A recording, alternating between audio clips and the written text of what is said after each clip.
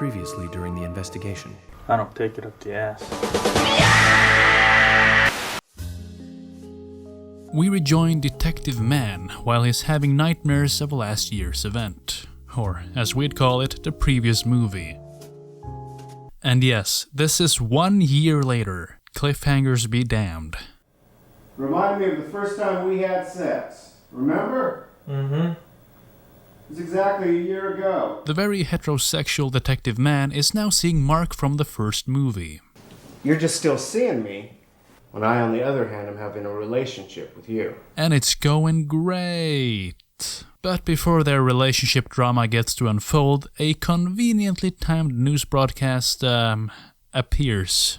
Oh no, Henry from part 1 is dead. Henry was involved in the murder mystery weekend last year at the White Tower Mansion, where an actual murder occurred. Mann quickly deduces that this is connected to the last year, somehow. Because it's my job. And heads straight to the shower. Yeah, I know. A detective. A dick, a bloodhound. Some things are just better left alone. Now at work, we learn who Mann suspects. So you still think that guy Harry did it, don't you, man? Harry is this Bruce Wayne looking guy from part 1, in case you didn't memorize every character's name like I did. I've got a gut feeling these two cases are connected. Why are you so interested in all these homosexuals anyway? Is there something you're not telling me? Hey, I just watch it for the plot, okay? If I clean up that old case, I get my promotion. Well, can't argue with that. Old Cop then notices a purple envelope on the ground. You've got 72 hours to wrap it up. Want to know who did it? A picture's worth 1,000 words.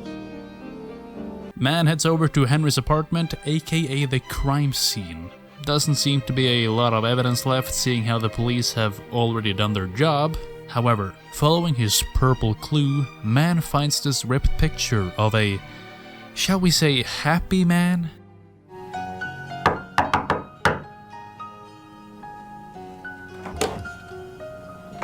Something I can do for you? Well, I don't know. What'd you have in mind? I didn't have anything in mind, cause this is a fucking crime scene where your neighbor died. I'm Detective Mann. Homicide. What is it you want? Heard some noises. Wanted to see what was going on. Did you say homicide? I thought Bruce did himself in. Okay, this guy's the killer. Case closed. Look at him. He's way too eager to get into this crime scene. See something you like, detective? Ever done at a crime scene? Once the boys finish collecting evidence, nah, that's a bad analogy. They fucked hard. Another one of these weird purple letters show up.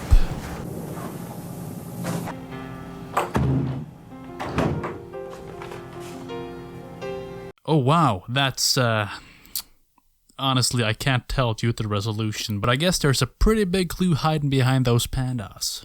So Mann tells the crime scene fucker to fuck off home and heads back to his office for further examination of the clues. Oh, fuck. Hello, detective. Then this guy just teleports in. Did you ever wonder how we knew each other? There's a lot of things I wonder about you, Harry. And finally, one of the many cliffhangers are paying off. We learned that David, that's the dead guy from part 1, was the masked man in the fountain. This opens up a whole other can of worms as to what the hell was going on in part 1, but just don't think about it. At the Inquirer, they say that David may have been killed in the chapel. His body dragged out and dumped in the fountain. What the hell was he doing in the chapel? I'm sure he wasn't praying. I don't remember. Acting suspicious, Harry gets offended that Mann finds him suspicious and literally fucks off. Like everyone else, Harry, you're under suspicion. What? Me? Are you nuts? I came here to help you. And yet again a purple envelope appears, which is suspicious. It gives yet another clue and Mann heads to the department's archive to dig through some old files, which leads to another goddamn envelope, which leads him to this piano bar.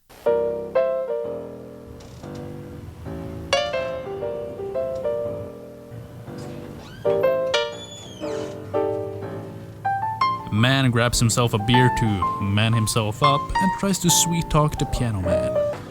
Nice music. When do you get off? I'm here till closing, but I don't take customers. No. I mean, privately. And by the way, here's Mr. Envelope himself delivering yet another envelope.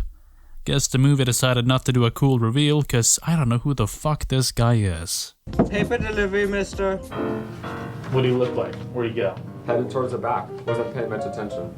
Man gives chase into the women's bathroom, but to no avail. And also manages to lose the envelope. But apparently Man was on the right track, cause, well, there's the guy. Who was that creep, Andy? I don't know. And what the hell is this? A woman? Is this guy straight? He picks up the clue that he just left for Man and reads it, even though he's probably the same guy who wrote it. I don't know. Doesn't the criminal always return to the scene of his crime? Bar's closed. Time to go. Well, come on, let's go. Nah, I don't think so. I got something else to do right now, and it could be worth a lot of money. And oh my, we're going back to where it all started. The mansion. So Man saunters into the mansion in what seems to be a pretty obvious trap. I mean, the film is called The Man Trap, so my assumption isn't too far out there. As he walks through the mansion, he flashes back to last year again. Why don't you come over here on my bed and let good old Mark take your clothes off? Until... Don't shoot. This is weird. Who the hell are you and what are you doing in my house? Sorry, I'm a Detective Mann. Man tries his best to explain the situation. I was really expecting to find someone else here. From that bulge in the front of your pants, I said you were expecting something. Jesus, man, keep it in your pants for 1 fucking second. God. After they exchange numbers, yes, you heard me right, exchange numbers. Let me give you my number. Even though Man is in a relationship, he finds yet another envelope in this guy's pants. Yay, finally something plot-related in pants. Tonight, White Tower Mansion, anniversary fund. Why, Detective Mann? So it was Harry. I'm not surprised to see you, Harry. What do you know about this note, Mr. Stewart? Well, nothing. That's my invitation. That's why I'm here, expecting Harry. Nobody's that morbid. What are you talking about? I got a phone message to meet you here, Tom. Except maybe it wasn't Harry? What? How? Where? Anyway, Man arrests him for good measure and cuffs him to these pipes while he goes to call for backup. I'm gonna call for a squad car. Keep your eye on him. But if you think this ride is over, boy, have I got some good news for you. While calling for backup, Man notices something in the Red Room, or chapel, and goes back inside it, just like last time.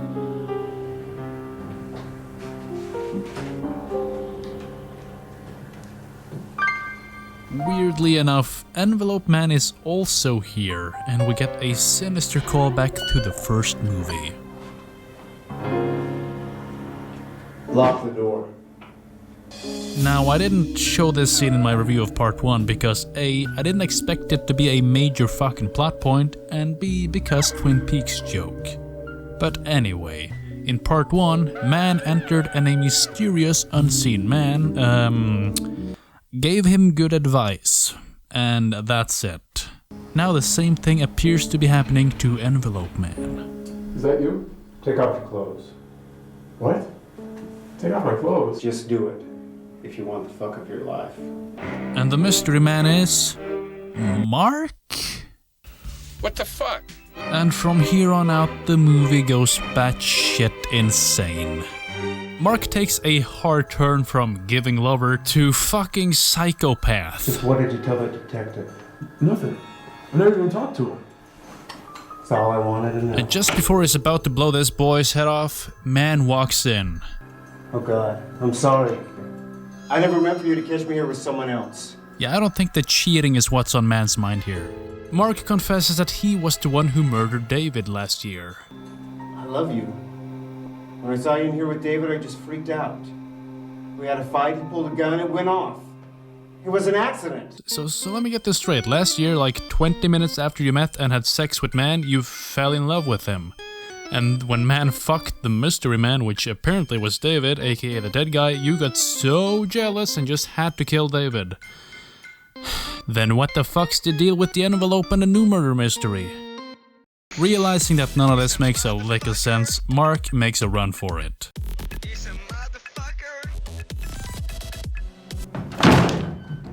You're never gonna take me alive! These two boys want to go downstairs and look at what's going on. Unfortunately, Bruce Wayne is stuck and has to ask for help to get out of his cuffs. Let's go. Everybody gets downstairs and runs outside. Oh my god, not again! And it's the same ending as last time. Except Mark's dead. He's dead. I'll have to call for backup. Will I do? What? Who are you supposed to be? And that's the ending. Are you happy? Okay, so for the sake of our collective sanity, I'm gonna try to recap the plot of both movies. Alright. David decides to fake his death and does a good job. Then waits for the police to arrive and send everybody to their rooms. Then gets up, puts on a ski mask, cuts the phone lines and robs his friends' and boyfriend's stuff. Then he gets into the chapel and seduces the detective. Why? At the same time, that makes Mark, who apparently saw all of this, jealous, and he somehow killed David, dragged him out into the fountain within the span of like 1 minute. Then he gets into a, let's be real, kinda bad relationship with Man for a year. But then this guy dies by apparent suicide, which might have been Mark? I don't know. Which leads Man onto a case. Then someone makes Envelope Man deliver purple envelopes with cryptic clues to Man. But the same envelopes were also invitations to a sex party at the mansion, which other people also got. What the fuck? And Mark's end goal was to cheat on Man in the chapel with Envelope Man, then kill him. Then Mark died, and this guy showed up. Yeah, find out in part 3, I guess.